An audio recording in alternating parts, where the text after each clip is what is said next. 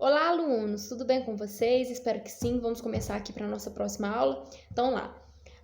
O tema é insuficiência renal aguda e crônica. A insuficiência renal, gente, ela resulta quando o quê? Quando os rins não podem mais remover aqueles resíduos metabólicos. Ele tem o quê? Um acúmulo de toxinas, tá bom? No meu organismo, ele está adoentado. Lembrando que quem realiza essa função de filtração são quem? São os meus glomérulos, tá bom? Definição: eu tenho a insuficiência renal aguda. O que é insuficiência renal aguda? Ela consiste, gente, em uma síndrome metabólica, tá? Reversível. Ela é grave, mas tem como ser reversível, tá bom?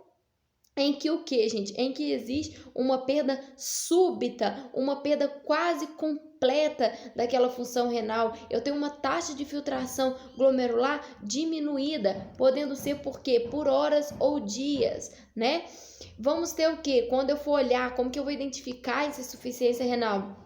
Esse paciente vai ter o que, gente? A insuficiência renal aguda vai manifestar-se como um aumento de creatinina, tá? Sérica, um aumento de ureia, né? O volume desse paciente pode estar normal, como pode estar alterado, né? Esse paciente pode apresentar uma oligúria. O que é oligúria? Redução da diurese por mais de 400 ml em 24 horas. Ou anúrica, que é a ausência total da diurese, ou uma diurese menor ou igual que 50 ml hora, tá? Ele tem o que? Interrupção súbita da função renal, aquele glomérulo meu, ele está o que? Doente, ele não está conseguindo realizar essa filtração, tá? Pode ser causado por má circulação, pode ser realizado por obstruções, como o que, gente? Como cálculos renais, como um tumor, pode ser ocasionado por uma hipoperfusão, por vários fatores, tá bom?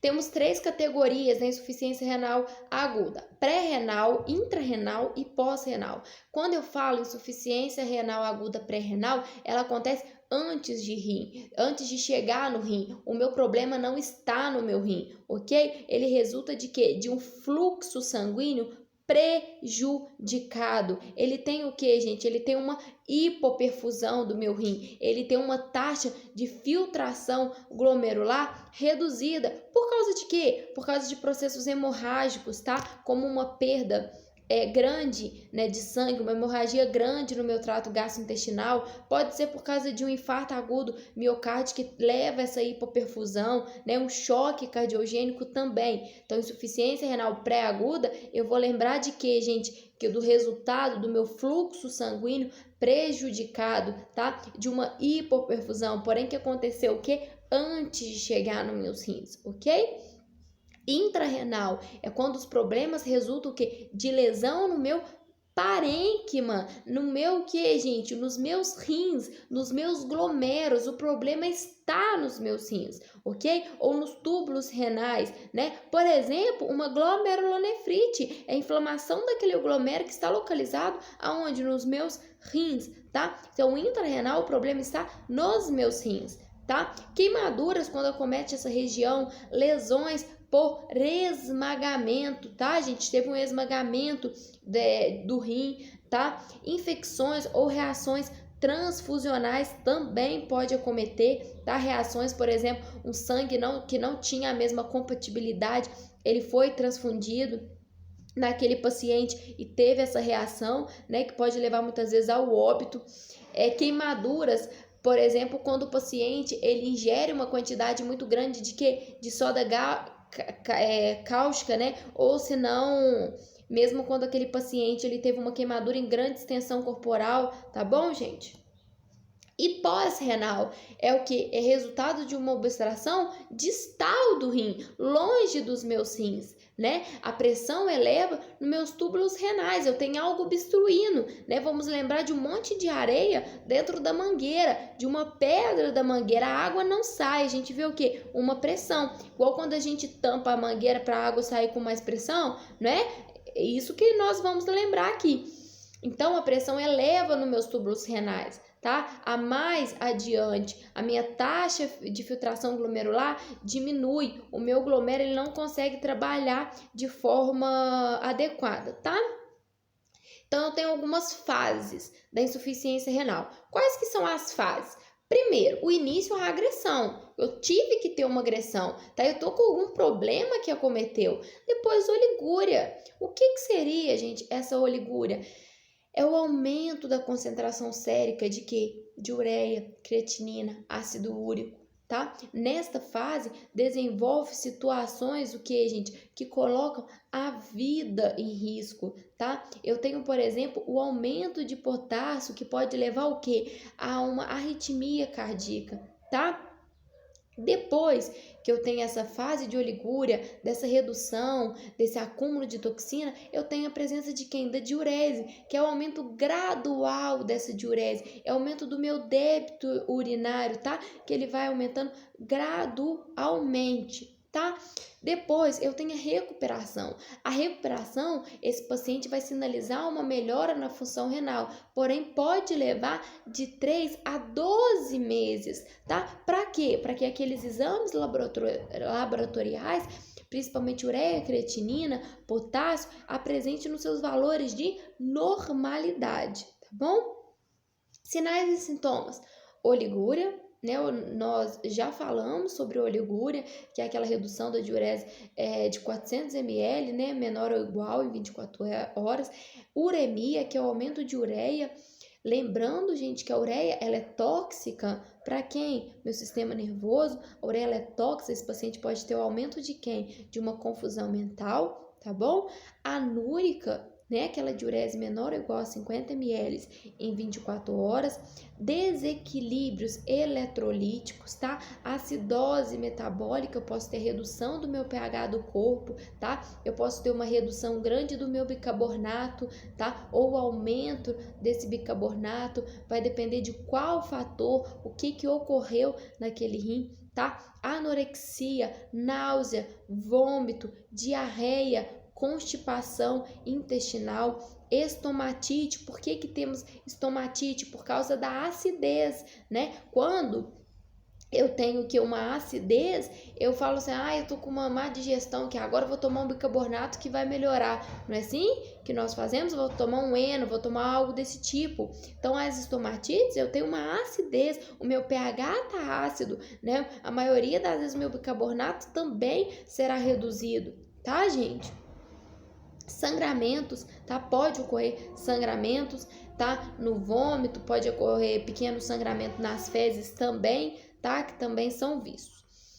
O diagnóstico, como que é o diagnóstico da insuficiência renal aguda? Eu vou sempre olhar os níveis laboratoriais de ureia, creatinina, sódio, potássio, tá?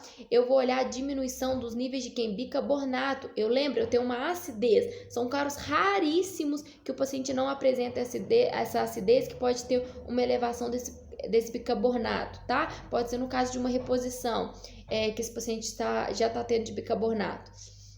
A diminuição dos níveis de bicarbonato, por isso que eu tô com uma acidez metabólica, por isso que eu tô com meu pH baixo, uma diminuição de hemoglobina, de hematócrito, tá? Esse paciente pode apresentar um quadro de anemia. Então lembra-se, gente, tudo altera no meu organismo quando o meu sangue para de ser filtrado, tá?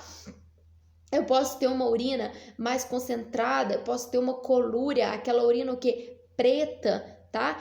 Por causa do aumento dos meus cilindros, tá? Naquela urina, tá bom, gente? A cor da urina, ela pode ficar de amarelo ou ouro até uma colúria, né? Já vimos que é uma colúria aí, tá?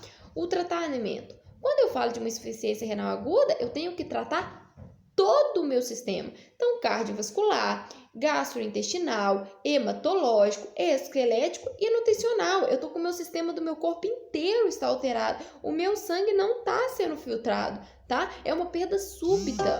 Então, nós temos que lembrar isso.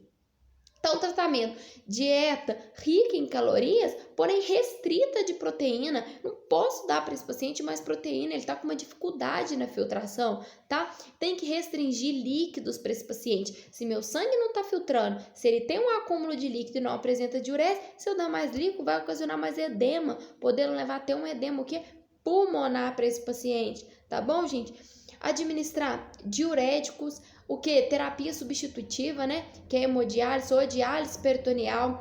Temos que fazer o que, gente? Pesar esse paciente diariamente para perceber se está tendo também uma retenção, um aumento de peso por causa dessa retenção, tá bom? Balanço hídrico, vamos anotar tudo que o paciente entrou, tudo que entrou naquele paciente, desde que líquidos via oral, infusões endovenosas, até mesmo que, gente, o que o paciente eliminou, né, de urese, a quantidade. Esse paciente ele vai estar com o uso de quê? De uma sonda vesical de demora, porque eu preciso de saber exatamente quanto que ele está apresentando de diurese, tá? Por causa daqueles termos, oligúria, anúria, poliúria, tá bom, gente? Então, das alterações cardiovasculares, gastrointestinais, hematológica, esquelética, nutricional, já vimos tudo, que todo o meu organismo será acometido. Eu vou ter o que, gente? Uma alteração no meu organismo por inteiro. Por isso que é importante eu cuidar deles todo, desde a minha dieta, do meu líquido, do meu peso, tá bom, gente? Os cuidados de enfermagem, monitorar a pressão desse paciente. Ele tem uma grande probabilidade de ter uma hipertensão. Por que ele tem? Ele está tendo um acúmulo, o sódio está acumulado, o líquido está acumulado, tá? Avaliar sempre o meu débito urinário a cada 12 horas ou a cada 24 horas, tá? Manter aquele paciente em uso de sonda de maneira que evite infecção, esvaziar a bolsa sempre que possível, tá? Manter a ação do que? Fixa, tá? Observar os sinais e sintomas de desidratação, de confusão mental por causa da minha ureia que está aumentada, né? Restringir, gente, a questão de líquido conforme a prescrição médica, tá? Monitorar os exames laboratoriais desse paciente, como que tá a ureia, creatinina, nossa, a ureia dele teve uma melhora, olha que bom. Não, a ureia dele só tá aumentando, a creatinina só tá aumentando, né? Então aí é o momento de partir para uma outra terapia, né? Explicar sempre o nível da função renal, né? Após os episódios agudos a ser superados. Então sempre vamos ter que explicar para esse paciente a importância dele cuidar da saúde dele, a importância do rim, né? Prevenir infecções, tá bom, gente? Agora vamos entrar na insuficiência renal crônica. Quando eu falo algo crônico, eu falei que agudo é rápido, perda quase completa, né? Súbito. E quando eu falo crônica, em geral o resultado final da destruição do meu tecido. Porém, a perda é gradativa. Ela leva anos para ter aquela perda daquela função renal. Ela não é súbita, ela é lenta. Tá? Pode resultar de uma doença súbita, de uma progressão rápida que destrói os néfros, né? Pacientes diabéticos, pacientes que tá tendo várias insuficiências renais agudas, tá? Então lembra, a insuficiência renal crônica, ela é lenta, ela é demorada, demora anos e anos para estar apresentando, tá? E muitas vezes esse paciente, ele terá que ser o que, gente? Irá ter que realizar a hemodiálise, né? Ou a diálise peritoneal, que também vamos ter essa aula. Então, fatores de risco: idade, pessoas que têm diabetes, hipertensão por causa das lesões frequentes, né? Antecedentes familiares, gente, a minha genética, ela é tudo, né? Um paciente que teve um transplante renal, esse transplante renal ele foi rejeitado, ele teve algum problema, por exemplo, tá? A insuficiência renal é geralmente diagnosticada também quando os níveis de ureia e creatinina, tá? E nitrogênio, eles estão o quê? Marcadamente elevados, tá? Em um paciente enfermo, especialmente quando esse paciente está apresentando oligúria, tá? Então, vamos estar monitorando esses exames laboratoriais, né? Hemograma, né? A albumina desse paciente, a prova da função hepática, os eletrodos, o meu cálcio, o meu magnético, tá? Mas esse acompanhamento, gente, ele já vai ter o quê? Um tempo. Não vai ser algo de agora, não vai ser algo inesperado, tá bom? Então, o tratamento, detecção dos pacientes com alto risco, né? Com esses altos riscos de ter essa insuficiência renal, referenciar o nefrologista, esse paciente tem que ter um tratamento com o nefrologista, tá? Evitar agentes tóxicos, tá? Evitar a questão de quê, gente? Da PA, uma hipertensão, tem que se controlar dessa pressão arterial, né? Evitar consumir uma quantidade excessiva de proteína, como por exemplo no caso de carnes vermelhas que tenham excesso dessa proteína, dá, né, oportunidades, dá uma alimentar mais de carnes, por exemplo, como o frango, tá? Que tem esse índice melhor. Controlar, gente, o diabetes, hipertensão, tá? Sempre essa pessoa tem que ser referenciado pro nefrologista, tá? E muitas vezes pro nutricionista para estar mantendo essa dieta adequada, tá? Evitar essa má nutrição, evitar, gente, esse acúmulo de sódio o tempo todo. Tenho que controlar a anemia, né? Muitas vezes esse paciente, por causa da falta, da ausência da minha eritropoetina, ele vai ter que fazer o que? O uso dessas injeções de eritropoetina, que é liberado pelo sistema renal por causa dessa anemia, tá? Tratamento de ferro, além do apoio familiar, porque esse paciente muitas vezes terá que fazer o que? Hemodiálise, ficar 4 horas por dia em uma máquina, tá? Iniciar a terapia substitutiva renal, tá, gente? Comer sempre algo saudável, evitar embutidos principalmente, tá? Otimizar sempre os controles laboratoriais, sempre estar realizando os exames laboratoriais pelo menos a cada 3 meses, tá? Essa aula de hoje foi insuficiência renal aguda e crônica. O que eu quero que vocês gravem, aguda, algo súbito, tá? Algo que é rápido, algo grave, tá? Que tem 3 categorias: pré-renal, intrarrenal e pós-renal. Já quando eu falo insuficiência renal crônica, é algo lento, né? Algo que o paciente já vem lutando há algum tempo, que é o que? Progressiva, né? Que acontece aos poucos, ok, gente? E a insuficiência renal também, ela é irreversível, tá? Muitas vezes tem que ser solicitado até mesmo um transplante renal, tá? Espero que vocês tenham entendido. Um abraço para todos. Qualquer dúvida, estou sempre à disposição de vocês, tá bom?